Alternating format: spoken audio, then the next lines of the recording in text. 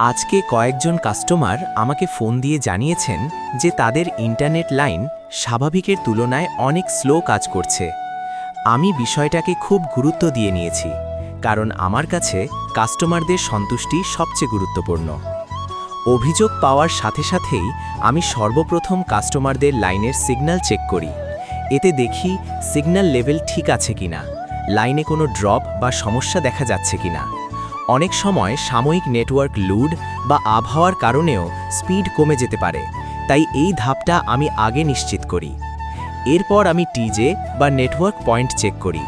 এখানে কোনো loose connection, device সমস্যা বা টেকনিক্যাল ত্রুটি আছে কিনা তা যাচাই করি, কারণ অনেক সময় সমস্যাটা কাস্টমারের ঘরের ভেতরে না হয়ে মাঝখানের কোনো পয়েন্টে হয়ে থাকে। সবকিছু ভালোভাবে চেক করার পর আমি লক্ষ্য করি যে কিছু জায়গায় ফাইবার অপটিক কেবল কাটা রয়েছে।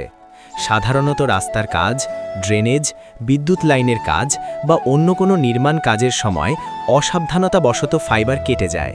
এর ফলেই একসাথে অনেক কাস্টমারের লাইনে স্লো স্পিড বা সমস্যা দেখা দেয়। আমি ইতোমধ্যে বিষয়টি নিয়ে কাজ শুরু করেছি এবং ফাইবার রিপেয়ারের জন্য প্রয়োজনীয় ব্যবস্থা নেওয়া হয়েছে। যত দ্রুত সম্ভব সমস্যার সমাধান করে সবাইকে স্বাভাবিক ইন্টারনেট সেবা দেওয়ার জন্য আমি সর্বোচ্চ চেষ্টা চালিয়ে যাচ্ছি।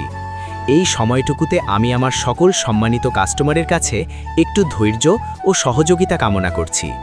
আমি আপনাদের সমস্যাকে অবহেলা করছি না, বরং দ্রুত এবং স্থায়ী সমাধানের দিকেই আমি কাজ করছি। আপনাদের বিশ্বাস ও সাপোর্টই আমাকে আরও ভালো সেবা দেওয়ার অনুপ্রেরণা দেয়। নতুন কোনো আপডেট থাকলে আমি অবশ্যই জানাবো। ধন্যবাদ সবাইকে।